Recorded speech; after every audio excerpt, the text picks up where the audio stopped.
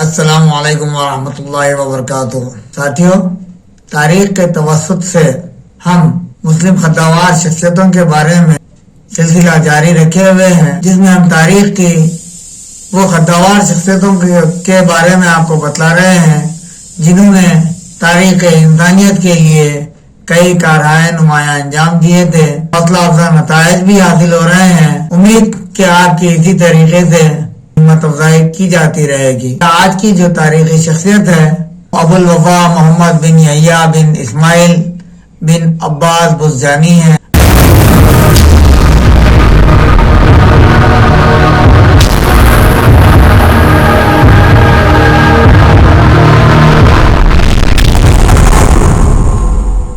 اور ان کے کارہائے نمایاں پر ایک سرسری نظر ڈالیں گے تاکہ ہمیں اپنی تاریخ کے گمشدہ اوراق سے معلومات حاصل ہو سکیں۔ ابو الوفا محمد بن یحییٰ بن اسماعیل بن عباس بزجانی کی پیدائش 10 جون 940 عیسوی کو ایران کے شہر بزجان خراسان موجودہ ایران میں ہوئی۔ وہ ایک تعلیم یافتہ گھرانے سے تعلق رکھتے تھے۔ ان کا شمار اسلامی دور کے عظیم ریاضی دان اور حیات دان کے طور پر ہوتا ہے۔ ان کا مکمل نام ابو الوفا محمد بن یحییٰ بن اسماعیل بن عباس بزجانی تھا۔ ابتدائی تعلیم گھر پر ہوئی۔ علم میں آزاد اور علم حساب کی تعلیم انہوں نے اپنے چچا ابی عمر اور ماموں ابی عبداللہ سے حاصل کی۔ 959 عیسوی 19 سال کی عمر میں بغداد پہنچے، جہاں انہوں نے عقلی درس خوارزمی جیسے ماہرین کی شرح لکھ کر مقالے پیش کیے۔ اس زمانے میں ان کا تعارف حکمران وقت اسدالدولہ سے ہوا۔ وہ بہت ہی علم دوست شخص تھا۔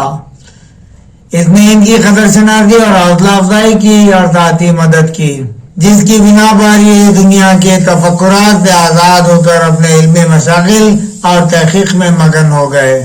وہ ریاضی اور علم حیات کے ماہر کے طور پر پہچانے گئے۔ 987 عیسوی میں انہیں سرایہ میں بنائی گئی رصدگاہ کے رکن کے طور پر منتخب کیا گیا، جہاں انہوں نے اپنی تحقیق کو جاری و ساری رکھا اور بحیثیت مترجم کئی کتابوں کا عربی زبان میں ترجمہ بھی کیا۔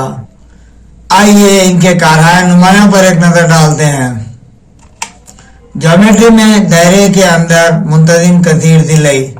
ساتھیوں، یہاں پر ہم جانتے ہیں دائرے کے اندر کا جو زاویہ ہوتا ہے یا دائرے کا جو زاویہ ہوتا ہے 360 درجے کا زاویہ ہوتا ہے، جس کے اندر اگر ہم کوئی منتظم کثیر ضلعی بنانا چاہیں تو 3 ضلعی، 4 ضلعی، 5 ضلعی، 6 ضلعی، 8 ضلعی، 9 ضلعی یا 10 ضلعی منتظم کثیر ضلعی آسانی کے ساتھ ڈال سکتے ہیں، لیکن یہ ان کا کارنامہ تھا کہ انہوں نے دائرے کے اندر 7 اضلاع والی منتظم کثیر ضلعی ڈالنے میں کامیابی حاصل کر لی۔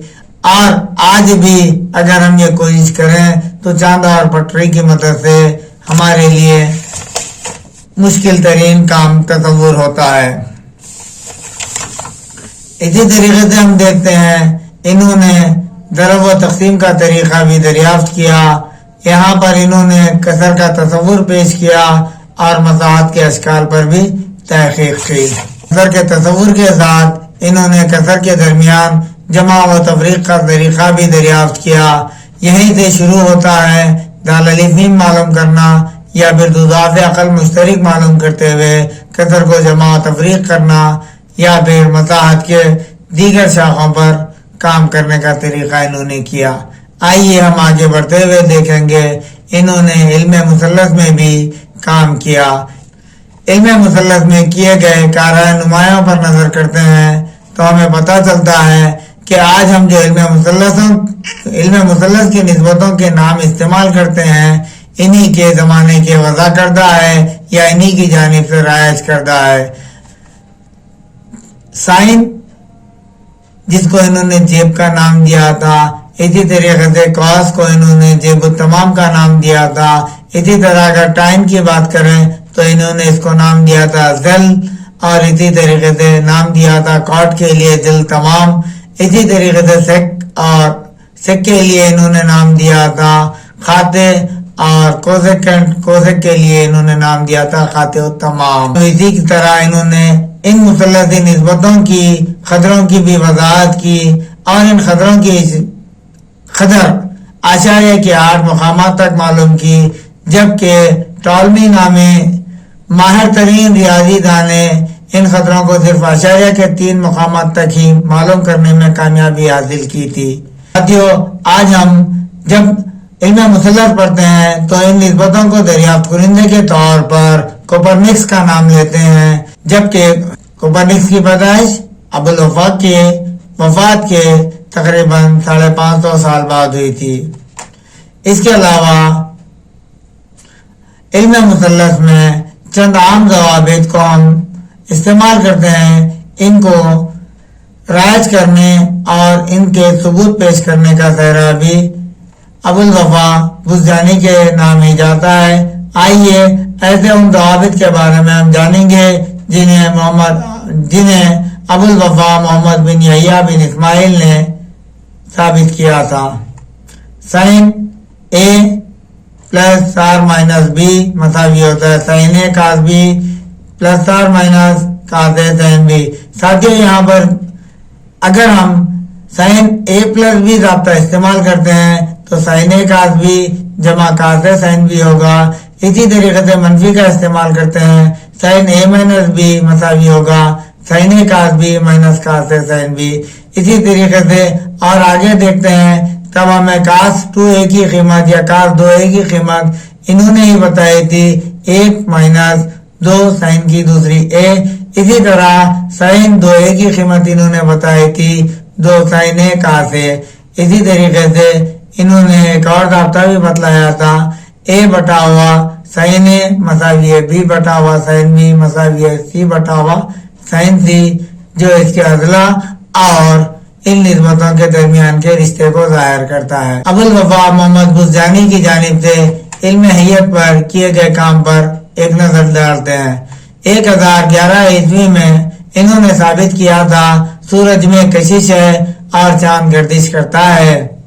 اس نظریے کے تحت انہوں نے یہ دریافت کیا کہ زمین کے گرد چاند کی گردش میں سورج کی کشش کے اثر سے خلل پڑتا ہے اور اس وجہ سے دونوں اطراف میں زیادہ سے زیادہ 1 ڈگری 15 منٹ کا فرق ہو جاتا ہے۔ اس کو علم حیت کی اصطلاح میں ایویکیشن کے نام سے جانا جاتا ہے۔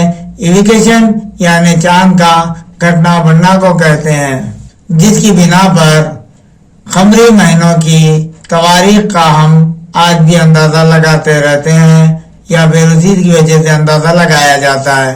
اس نظریے کی تصدیق 16ویں صدی میں یورپ کے حیت داں ٹائکو برا نے کی تھی۔ ابوالوفا بزجانی نے فن تصویر سازی پر بھی کام کیا تھا۔ آئیے اس میں کیے گئے کام پر ایک نظر ڈالتے ہیں۔ فن تصویر سازی میں انہوں نے کئی تحقیقات کی اور اس سے متعلق اپنی آراء کو ایک کتاب کی شکل میں تحریر کیا، جس کا نام انہوں نے کتاب فی العمل والمصطلح والبرکانو الکونیہ رکھا، جس میں انہوں نے تصویر سازی کے طریقے سے تصویر سازی کے حالات اور دیگر عنوانات پر اپنی تحریر پیش کی۔ آئیے اب ان کی جانب سے لکھی گئی تصانیف پر ایک نظر ڈالتے ہیں۔ کتاب ماتحاج العلیہ الاعمال والکتاب من صنع الحساب، یہ کتاب منازل حساب کے نام سے بھی مشہور ہے۔ ساتھیوں، اس کتاب میں 7 منزلیں رکھی گئی ہیں اور ہر منزل میں تقریباً 7 عنوانات درج ہیں۔ میں زندگی کے مختلف پیشوں سے تعلق رکھنے والے ریاضیاتی حساب درج کیے گئے ہیں۔ اسی طرح کتاب فی ماتحاج علیہ الثناء من اعمال الہنسا، اسی طرح آپ دیگر کتابوں کے نام اسکرین پر پڑھ سکتے ہیں۔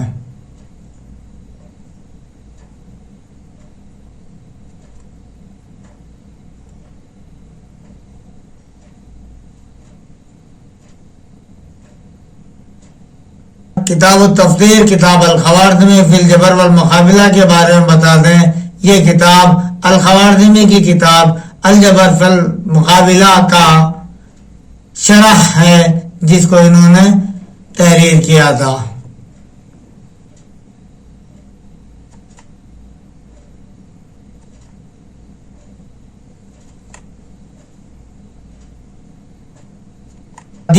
ان کے ذریعے کیے گئے تجربات اور تصانیف آج بھی کارآمد ہیں. علم حیت کے اصول، علم مثلثات کے اصول اور کلیے آج کے اس دور میں بھی اسی طرح کارآمد ہیں جس طرح ان کی تحقیق کے وقت تھے. آج بھی علم مثلث کے ان اصولوں کے بغیر آگے بڑھنا ناممکن ہے. ان کی خدمات کو مد نظر رکھتے ہوئے گوگل نے اپنا ڈوڈل 10 جون 2015 عیسوی کو بزجانی کے نام پر تبدیل کیا تھا تاکہ ان کو تہنیت پیش کی جا سکے. ان کا انتقال 15 جولائی 1998 عیسوی بغداد میں ہوا. ہم آپ کے لیے مختلف تحقیق، مختلف کتابوں اور مختلف طریقوں سے تحقیق کرتے ہوئے آپ کے لیے ان ویڈیوز کو جاری کر رہے ہیں. امید کہ اس ویڈیو کی بھی اسی طریقے سے آپ ہمت افزائی کریں گے. ساتھیوں، اس امید کے ساتھ کہ آپ ان ویڈیوز کو آگے بڑھاتے ہوئے ہماری تاریخ کے گمشدہ اوراق کو قوم کے ہر فرد تک پہنچانے کا ذریعہ بنیں گے اور ہماری امیدوں کے مطابق ہماری تاریخ ہر فرد کو معلوم ہوگی. اس امید کے ساتھ کہ آپ اس ویڈیو کو شیئر کریں گے اور لوگوں تک پہنچائیں گے. انشاءاللہ آئندہ ویڈیو میں پھر ملاقات ہوگی. تب تک کے لیے اللہ حافظ.